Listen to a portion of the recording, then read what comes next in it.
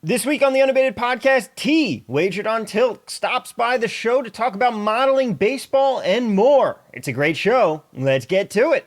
If the guy goes unabated, that's the new word, unabated. That's too big a word. That's like mayonnaise. I'm assuming that's the biggest word I know. Hello, everyone, and welcome on into the Unabated podcast. I'm Thomas Viola, and joining me, as always, Mr. Unabated himself, Captain Jack Andrews. And Jack, we only have 3 games left now in March Madness. It is over. We are on to baseball season. We have a very great guest in T.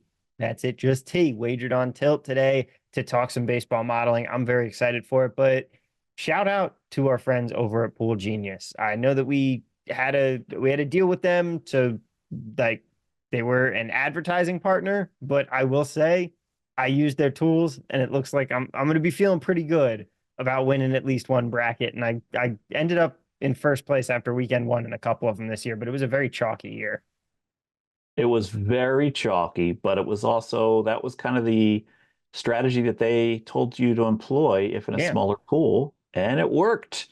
I've heard from a lot of people that have used Pool Genius already and have done well with it in survivor pools, in bracket contests. So yes, that was a successful play. Yeah. And speaking of survivor pools, I am bummed I didn't join one this year.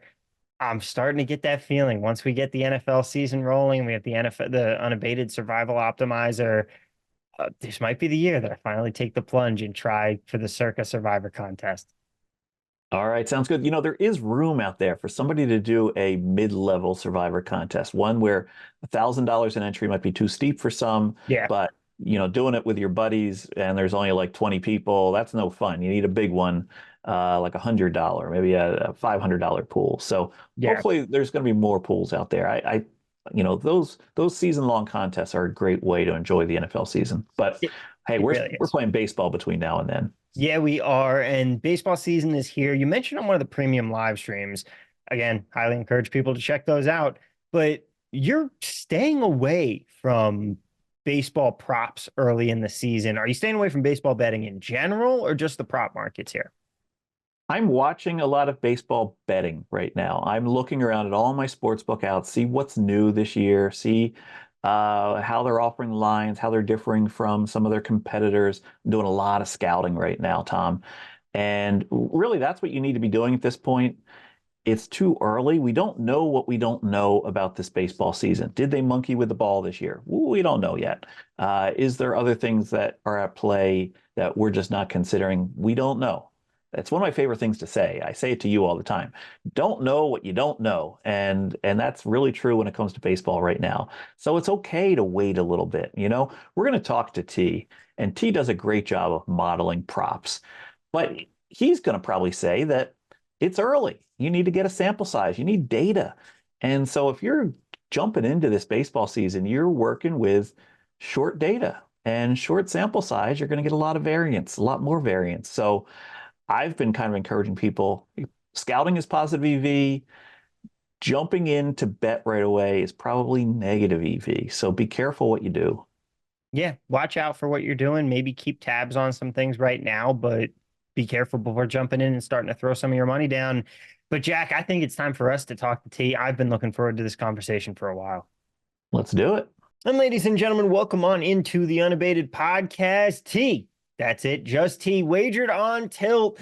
T, how are you doing? It's great to have you on the show here today. I mean, we've certainly done plenty of stuff together in the past, and I absolutely love using your YouTube videos as someone who is very much on the beginning end of the modeling spectrum. They are such a great tool to use if you're just trying to get into it. You break down for beginners so well what you have to do when it comes to building out your own model for really any sport. And you explain all of the purposes so well. It's great to have you on, my friend. It's good to be here. It's been a busy season using the unabated tools and trying to get video content out for everybody. But yeah, it's good. Good to be here. Seeing Jack again. Now, for Yeah, those, good to have you back, T. We actually had you create some videos for us, and people can find them on our library. But if you want the good stuff, you go to your YouTube page. How did you get started creating the YouTube content? Just I had been doing some basic modeling for a little bit, and during all this COVID shutdown stuff, I was like, well, somebody needs to try and get this information out there. Realized there wasn't a lot. I was inspired by a lot of the stuff that you had been doing and posting, and realized there is a need for this. It wasn't me just throwing it into the oblivion and nobody would ever see it. So just realized just get the content out there so people can stop losing so much. Maybe not win, but at least don't lose as much. So So it spawned from that. So when you got started, you were doing almost exclusively Excel, and now you've started mixing Yeah. in a little Python. You've been going the extra steps here. How has Mhm. that transition been, and what advice do you have for people that are going that are looking to go beyond Excel? The transition's been pretty good. It's relatively smooth. I think doing stuff in Excel is critical to try and learn the concepts and actually see it. Because in Python, everything's hidden in the code, right? You're using a lot of functions and calls that are pre-built, and you don't really know what's going on. So it's critical to do it, I think, in Excel first. But once you understand the concepts of what's being achieved, you can just really rip through the code in Python. Um, and Python's one of those things where it's you don't need to consume everything at once, right? You don't need to understand the full programming language, just like Excel. You don't need to know every function and capability. Just know what you want to try and build, learn exactly what you need to get that done, and then move on. And then slowly over time, you're just building brick after brick after brick, and then suddenly you have this massive powerhouse warehouse of a system, and it's easy to adapt and change, copy and paste, flip things around, similar to Excel. So it's been pretty smooth. The only real big advantage that I found that's tenfold huge is that Python's far faster than Excel.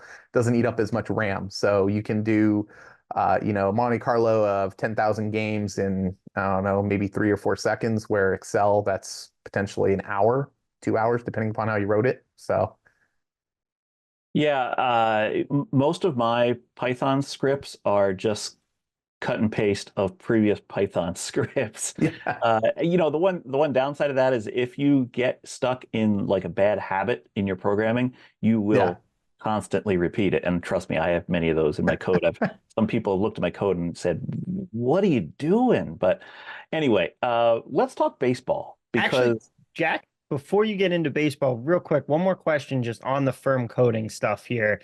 Hey, T, have you been using any Chat GPT, any AI to write any code for you? Like, what do you think about that as a tool?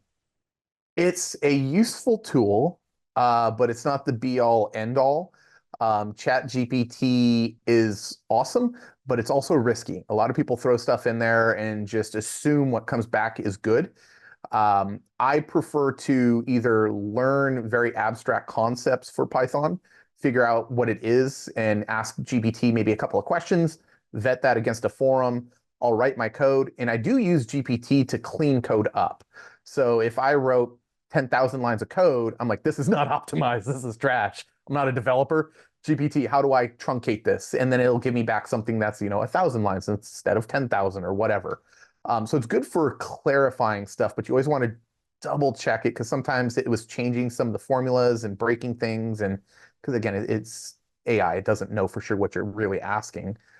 So use it with a grain of salt. It's definitely not a just plug and play. You want to truly understand what you're trying to achieve and the core concepts behind it. Yeah, if you're a beginner, you don't want to just start out and go, oh, I can just use Chat GPT to bypass all this. You need to know what you're looking Yeah. at. Yeah, because the AI is trained on stuff, right? You build models and you train the model on the data. AI is the exact same, well, not the exact, but very close to being the same thing. You're training it. So if it was trained on bad data or bad information, you're going to get bad results. All right, yeah, very that- interesting. that's a good point. And maybe that would help my loaded code a little bit. Okay, let's talk baseball though, because I think for a lot of people, baseball seems like the sport that's most conducive to modeling. I Mhm. always thought so. That's the first sport I started building models for. There's so much data out there that can almost be a little bit overwhelming. Yeah. Um, I think it's analysis paralysis by analysis early in the season when you just look at all this that's out there. Where do you think is a good place to start for someone who is looking to model baseball? Um, so as far as modeling baseball, I would probably look at like first five, because that's a little bit more controlled.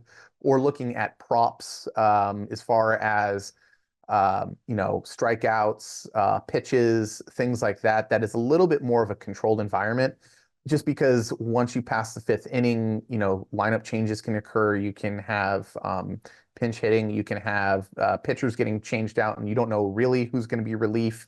They could throw 3 pitches and get swapped out again. Weather can drastically change over the time of a game.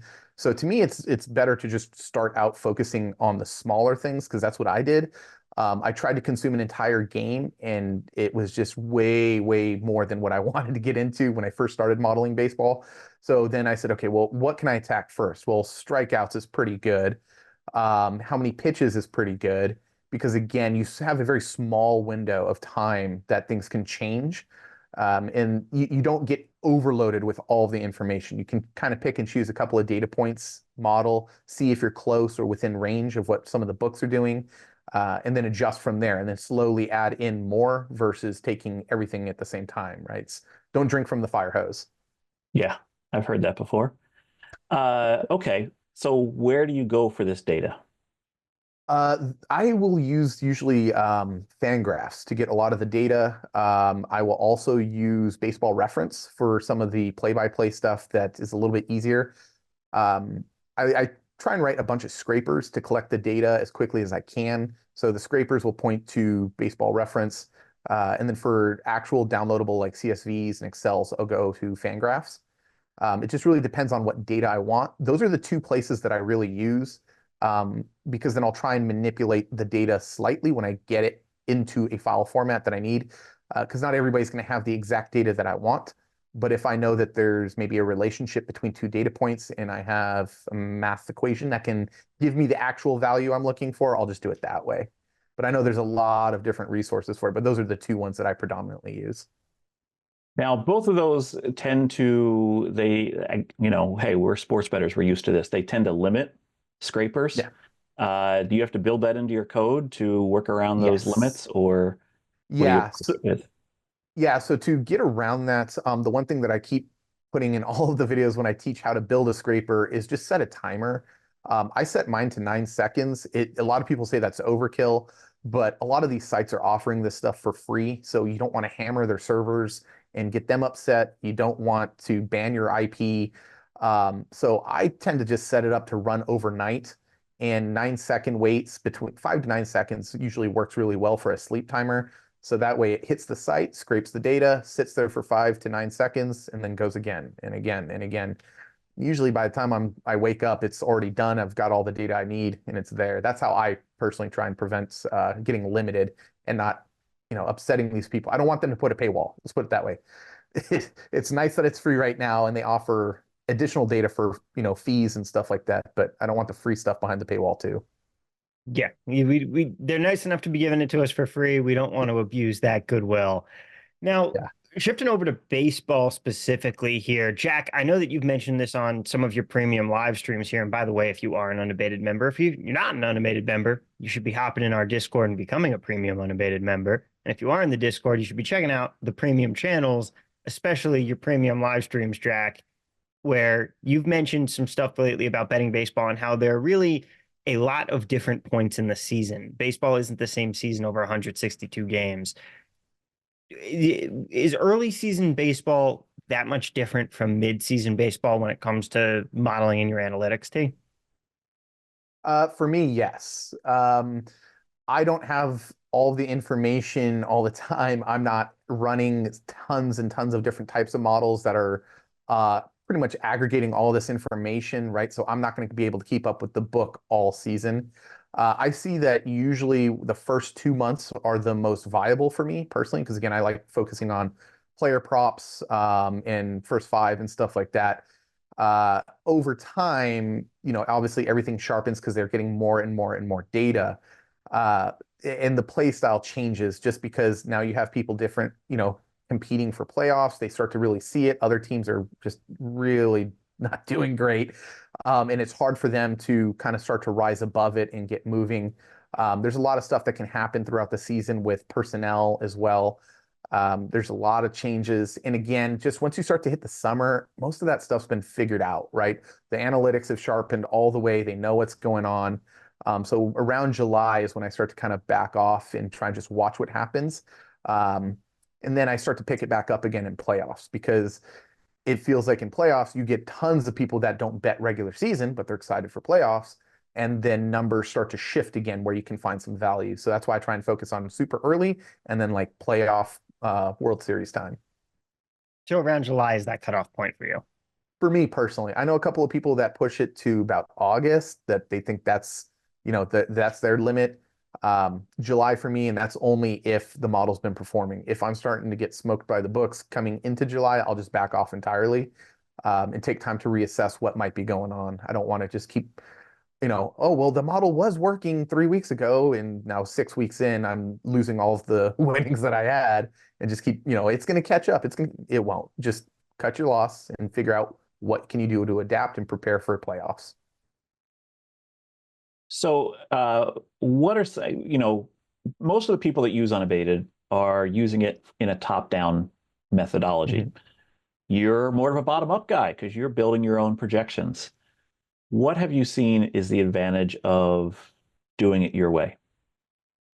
For me, I don't have to be as dedicated to watching numbers move around and shift.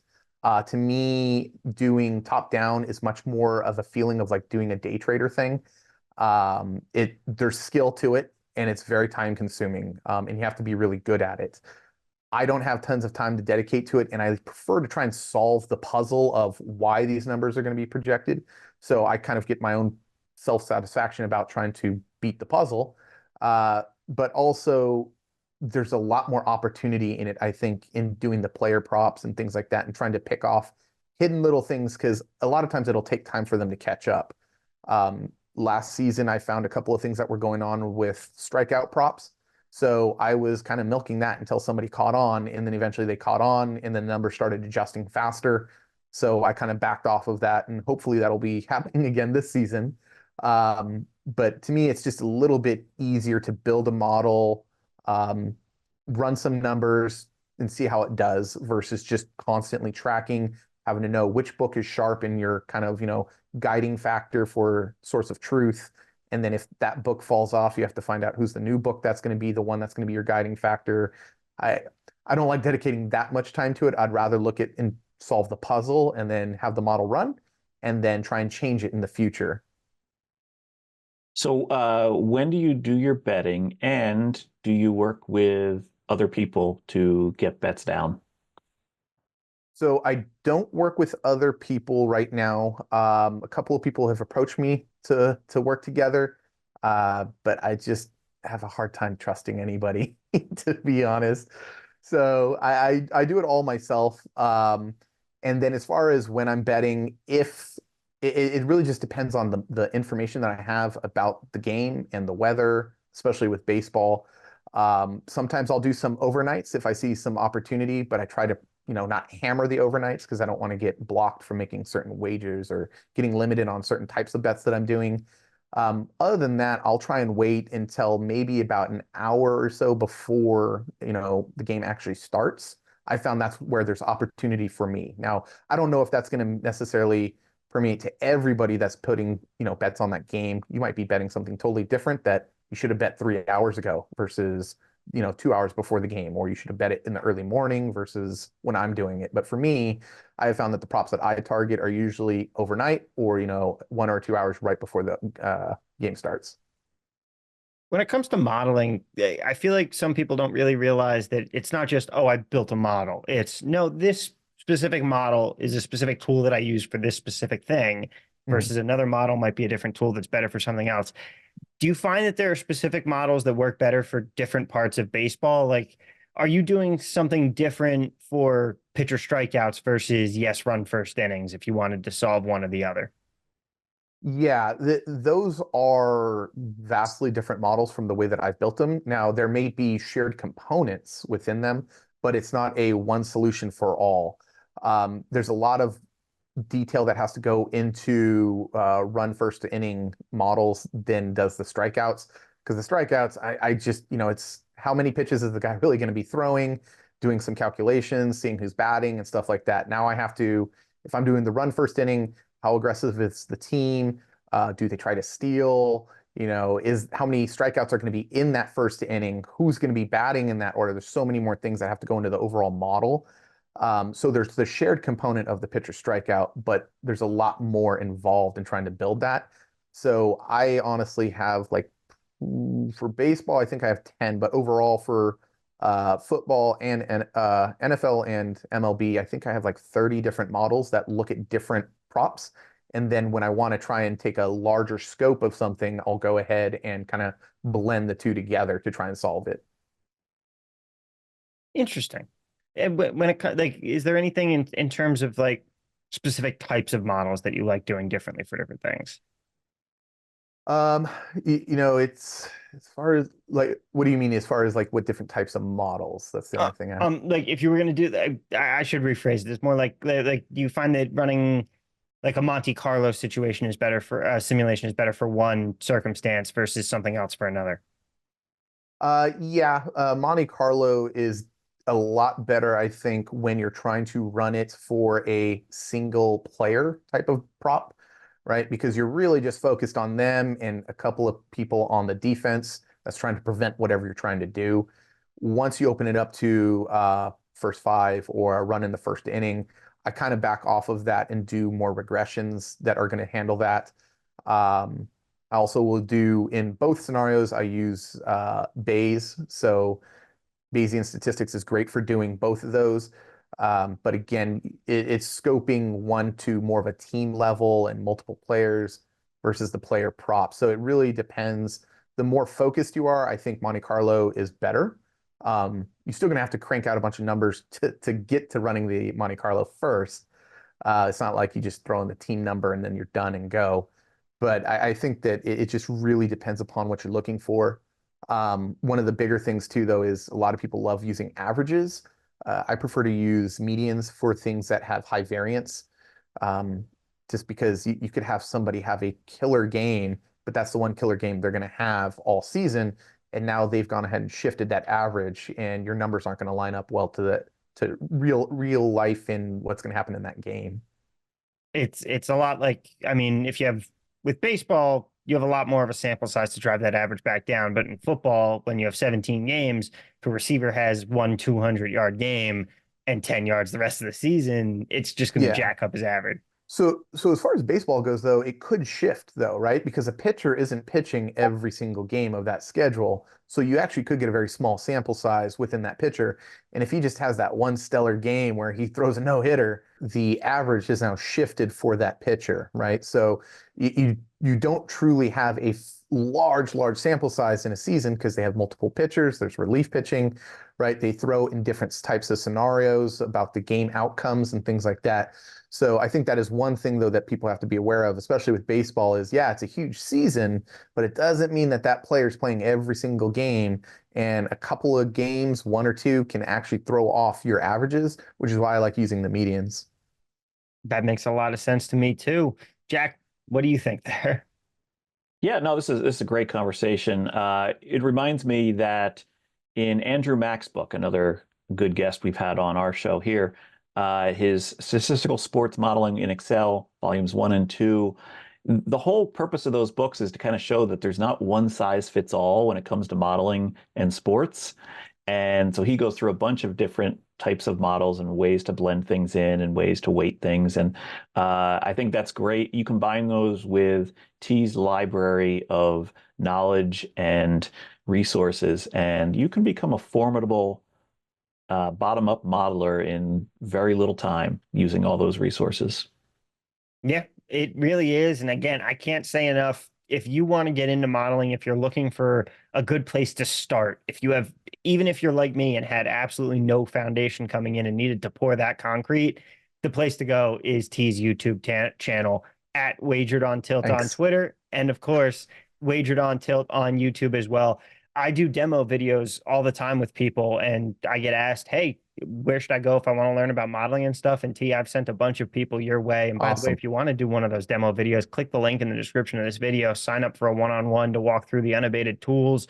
But yeah, be sure to check out all of T's awesome work on YouTube at his channel, Wagered on Tilt. T, thank you so much for being with us here today. We really appreciate it. It was a great Yeah. combo. Thanks for having me. And yeah, just using the unabated tools has been also very critical in trying to find some of these bets that I got to make, because trying to shop and compare and look at stuff and look at the numbers, use the calculators versus me having to build them all out again, it's very useful. So thank you Yeah. guys for that product. Yeah, even if you're a bottom up better, the line shopping and Unabated alone is a powerful tool that you Yeah. need in your arsenal. So be sure, again, check out unabated.com, sign yourself up for a trial today. If you sign up for a demo, you get a 5-day free trial as well. Just use that link in the description below. And one more time, he's at Wagered on Tilt on social media and on YouTube. Go find him there, T. It has been a pleasure. Thank you so much. And thank you so much to everybody for tuning in. As always, you know the drill. Leave us that rating. Leave us that 5-star review, and a rating. It really does help us out. If you like the show, tell your friends, get them to listen to us. If you don't like us, tell your enemies, trick them to listening to us instead. That's going to do it for us today, but we'll be back next week. Don't go anywhere. Best of luck, and let's cash some tickets. We'll see you next time.